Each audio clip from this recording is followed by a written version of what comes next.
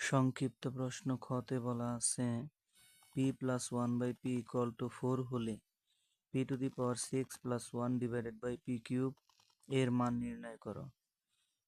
তাহলে প্রদত্ত রাশি P to the power 6 plus 1 divided by P cube, প্রদত্ত রাশি P to the power 6 plus 1 divided by P cube. এখন এই যে হরের মধ্যে আছে পি কিউব, এটা কিন্তু লব দুইটার নিচেই আছে, তাহলে এটাকে আমরা একটু ভেঙে লিখতে পারি P to the power 6 divided by P cube plus 1 by P cube. তাহলে এটা কিভাবে লেখা যায়? লবের মধ্যে আছে P to the power 6 plus 1 আর নিচে আছে পি কিউব, এই পি কিউব দুইটার নিচেই আছে, তাহলে আমরা প্রথমটার নিচে দিয়ে দিলাম, মাঝখানে আছে প্লাস 1 এর নিচে আমরা পি কিউব দিয়ে দিলাম। এখন P to the power 6 divided by P cube, এখানে হয় P cube plus 1 by P cube.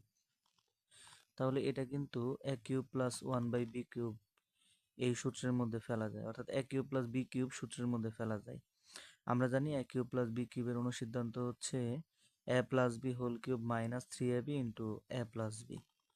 তাহলে আমরা এখানে লিখতে পারি, আমরা যদি পি কে এ এর সাথে তুলনা করি এবং Y by P 1 by P কে বি এর সাথে তুলনা করি, তাহলে লেখা যায় A plus B whole cube minus 3ab into A plus B. এখন মান বসিয়ে দেই, তাহলে পি প্লাস 1 বাই পি এর মান হচ্ছে 4 cube minus 3 into P plus 1 by P এর মান হচ্ছে 4।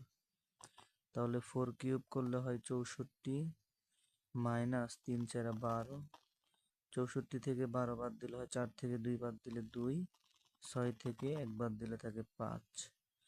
তাহলে এটাই আমাদের উত্তর। সংক্ষিপ্ত প্রশ্ন খ এর উত্তর 52।